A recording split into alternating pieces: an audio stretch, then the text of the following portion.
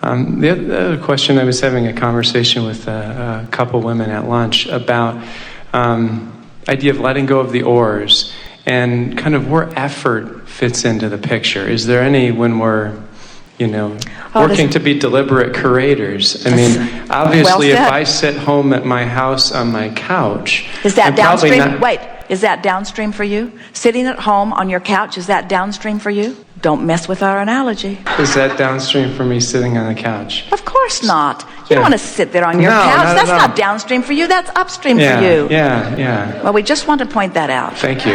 Because appreciate that. Well, we do want to point that out because, you see, here's the thing. You put a lot of answer in your question, and we're going to reflect it back to you because there's a lot of knowing that is already within you. When we talk about deliberate creation, sometimes you get so deliberate you worry about your thoughts. We used to hear you cancel. You try to suck your thought back before the universe got hold of it.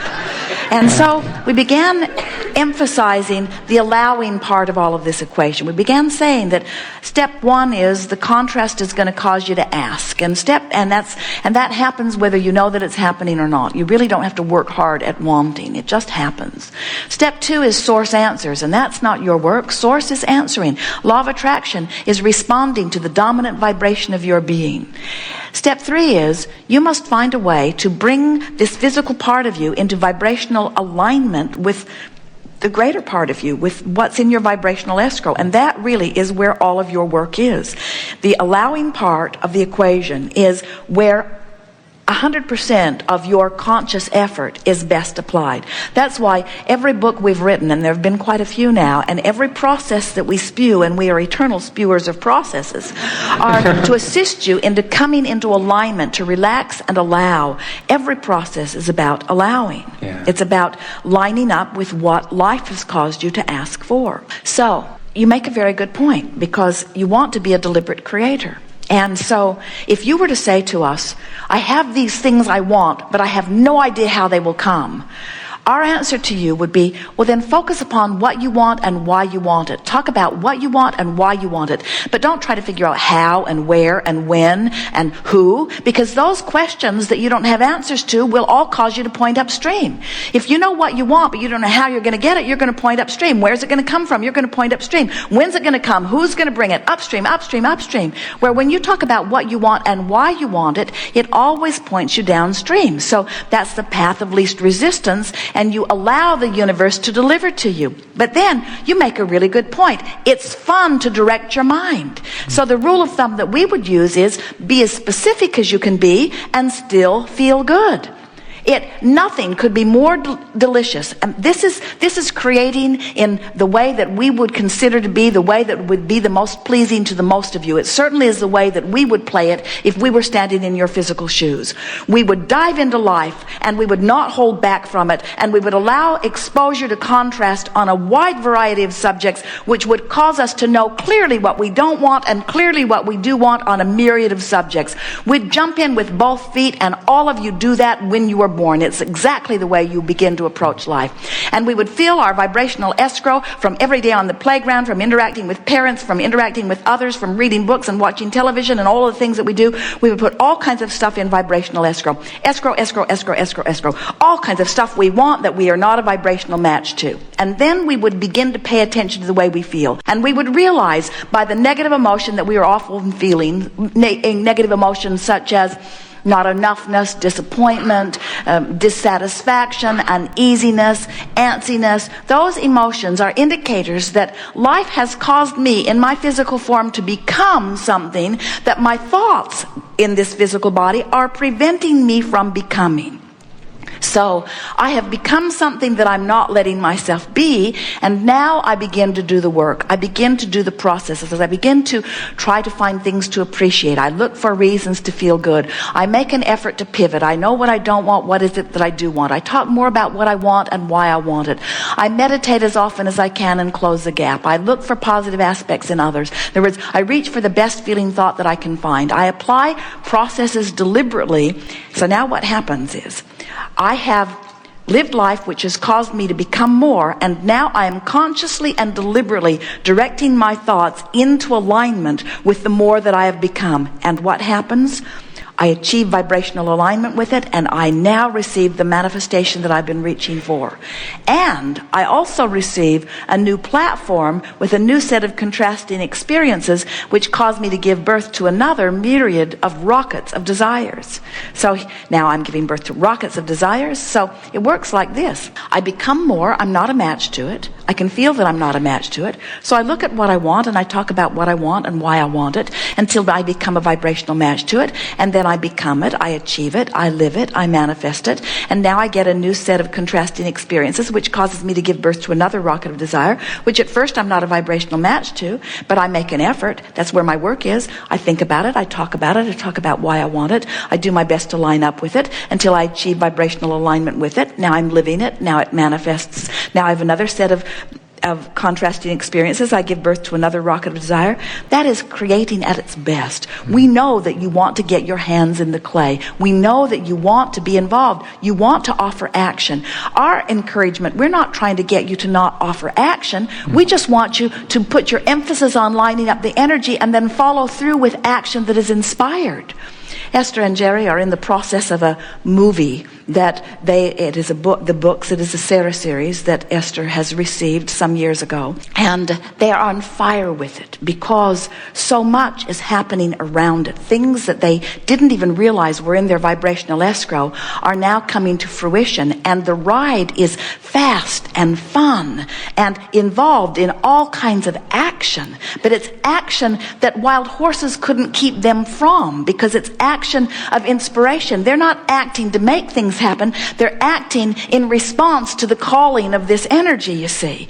And that's the way you want the action to fit into your life. You want to act because the inspiration calls you, not act because you think your action will make something happen.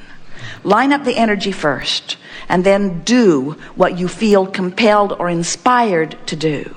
But don't ask your action to make the difference. There's not enough action in the world to compensate for screwy energy. It's like pushing a noodle. You can't do it, you see. Helpful? Yeah, there's a lot for me to work with there. So, well, give us an example of something where you're trying to figure out if you should jump in with action. In other words, where does the effort come into it? And we want you to let the law of attraction provide the energy. There, you see, there's no effort involved. That's why we say you don't have to put a motor on your boat. You say, oh, well, I want to be down there where the pure positive energy is and all my stuff, so I'll turn my boat in the water with great effort, and then I'll put a motor on it, and I'll move over there to where what I want is. And we say, you've missed the point of the stream. The stream takes care of the effort. You are offering your effort, and you need effort only because you're paddling against the current. When you're going with the flow, effort is a non-issue. Yeah. Ooh, that's as good as it gets. When you're going with the flow, you don't make effort. And so if we were in your physical shoes and we were applying the word effort to our life experience at all, the efforting that we would be doing would be, I'm reaching for the best feeling thought that I can find. The effort that I'm offering is in lining up scenarios that make me feel good. The effort that I'm applying is in thinking thoughts that feel good. The effort is in coming into alignment. All effort is about alignment, because alignment will bring everything else. Yeah, and I understand. Use your effort to align. Alignment will bring the power that creates whatever. And you got to know that's true, because you look into the world, there is a huge disparity in the physical effort that people are offering. It's so unjust if you are equating results with effort.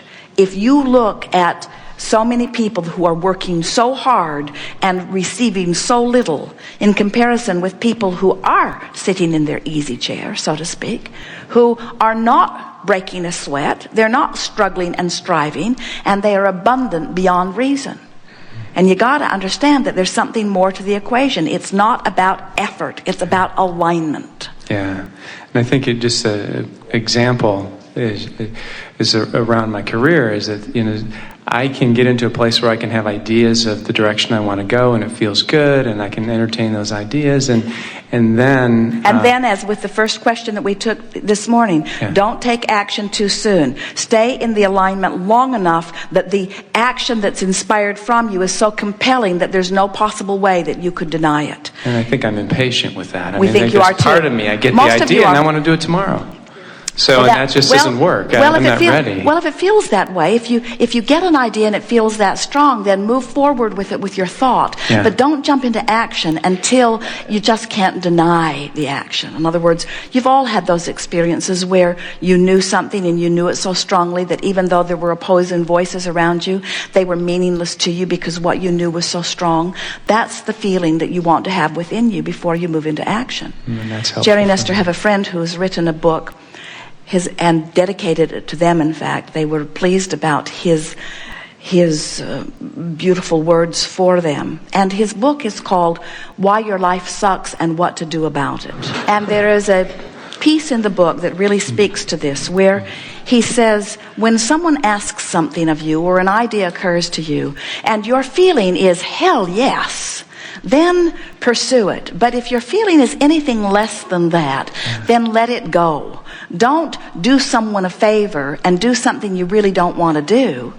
Because when you have that feeling that you really want to do it, that means that energies are sufficiently enough lined up that the doors are going to open for you and you are going to have reasonable and fast success. So you have to sort of figure that out for yourself. You have to feel. Life really is about thinking and feeling and then making a conscious awareness of the results. When you start noticing the correlation between how you've been thinking, how you thought and felt, and what happened. Words don't teach, but that does. How I thought, what I was thinking, and how I felt about it, and what happened. And so once you start reaching for those moments in time where things were going really well for you, and you isolate that feeling, in other words, big emotional things. Our friend talked about this motorcycle accident and the enormous feeling of well-being that came to him as a result of it. And we would say to him, isolate that feeling in your mind and practice it on a regular basis, and it will serve you for a very long time. Tracy, Jerry and Esther's daughter, was for a long time, while she was in school, living in California, and they were in Arizona and later in Texas. And so Tracy would come to see them as often as she could, and most often she would try to coordinate it with an Abraham event because she so enjoyed sitting in the audience and sort of taking in the energy of a gathering like this and sort of getting a tune-up, she always called it. And then when she would go back to work and to school, things would go well for a while. And she called her mother one day and she said, you know, I've been working this job, as she was working as a hostess at a 50s diner in California. And she said, and when I get myself tuned up, it's like every person that I interact with is on the wavelength of my feeling of well-being. She said, after that last Abraham seminar, I was so tuned up that it was like everything in my experience was going so well. And then she said, one morning I woke up and it felt like it was gone. I'd lost my feeling of connection. And Esther said to her, what did you do? Because she was speaking in past tense, and Esther knew that Tracy didn't get on an airplane and fly to see them. She didn't call. And Esther said, what did you do? And Tracy said, I remembered sitting there in the audience, in the chair, in Austin, and I remember feeling such a feeling of elation that I wanted to jump to my feet and shout, yes.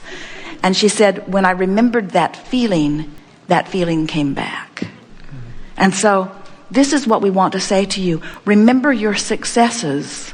Remember those feelings of alignment. Remember the moments when you knew what you knew. Remember those and milk them for everything you've got. Make them a more dominant part of your vibration. You've had enough success. No matter what your success has been, you've had enough success that as you reach for those moments where you felt your power, where you felt invincible, where you felt relief, where you felt something better than what you're feeling now, reach for those feelings, the best feeling one you can find from where you are, and hold it until you feel it move within you, and then reach for another. That's the way you tune yourself to who you are, because who you are feels good. So the call of source is always calling you, but what does the call of source sound like to you? Well, it depends on where you are. The closer you are to love and appreciation of yourself and others, the more the call of source feels like love and appreciation to you. But if you're in despair, the call of source feels pretty much like revenge. Really. In other words, because it's relative to where you are, you see. So what you have to do is stop comparing where other people are in relationship with what you think, what you want, and instead only compare you to you. How do I feel? What could feel better than where I am?